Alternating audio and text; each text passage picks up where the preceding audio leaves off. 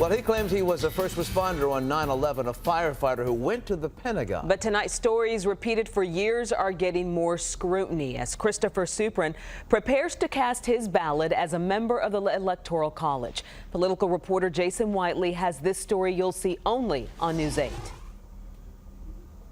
Welcome to the mound, first responder Christopher Suprun. He portrays himself as a hero.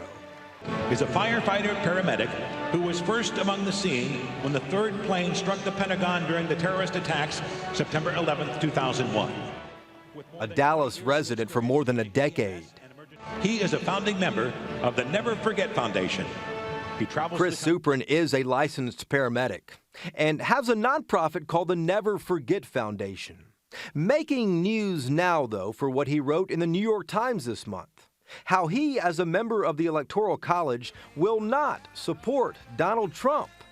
Suprun even uses his resume to establish his credibility, writing that, quote, 15 years ago, as a firefighter, I was part of the response to the September 11th attacks against our nation. He claimed to be a first responder with the Manassas Park Fire Department on September 11, 2001. And he personally told us stories. Well, I was fighting fire that day at the Pentagon. No, I was on a medic unit at the Pentagon. He told you all that? Yes. And you make a phone call to Manassas Park and find out he wasn't even employed there till October of 2001. A month later? Correct. That's what Manassas Park told us as well. Said it hired him on October 10th of 2001, a month after 9/11. And the chief even says his department never responded to the Pentagon.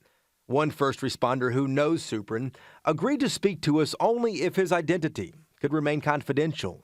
It's no different than stolen valor for the military. Dressing up and saying, hey, I earned a Purple Heart when you were never even in combat. There's a big difference between shopping at Old Navy and being a Navy SEAL.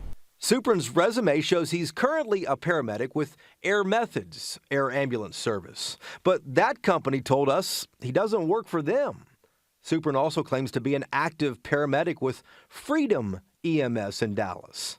State records, though, show there's no such company. One used to exist in Houston but went out of business in 2008. Turns out federal court records show Suprun has spent the last 5 years in bankruptcy, just getting out this month, and even collected unemployment during part of it, while his resume says he was working. Suprun never responded to multiple emails from us. We got a voicemail when we tried to call. Sorry, mailbox is full. And 2 public relations companies he hired emailed us that Suprun's schedule is jammed-packed. Chris Suprun's story raises a much bigger question. How in the world are presidential electors chosen, and aren't they vetted? Unfortunately not. In fact, they are elected in a pretty informal process at each party's state convention. Parties might want to ask for a little more background information. Matthew Wilson is a political science professor at SMU and bets that Suprun might change things 4 years from now. I think in the future there will be a little more vetting and scrutiny given to prospective electors, only because there's been so much discussion in this cycle of the possibility of faithless electors. So if Suprun isn't working at the places on his resume, whose uniform is he wearing at public appearances? Manassas Park officials say it looks like theirs from 12 years ago. Texas electors meet Monday in Austin, and it's uncertain who will get Suprun's vote. But as Suprun questions Trump's credibility, fellow first responders have doubts of their own about his. Jason Whiteley, Channel 8 News. So far, Chris Suprun is the only Republican elector who has said publicly he will not vote for Donald Trump.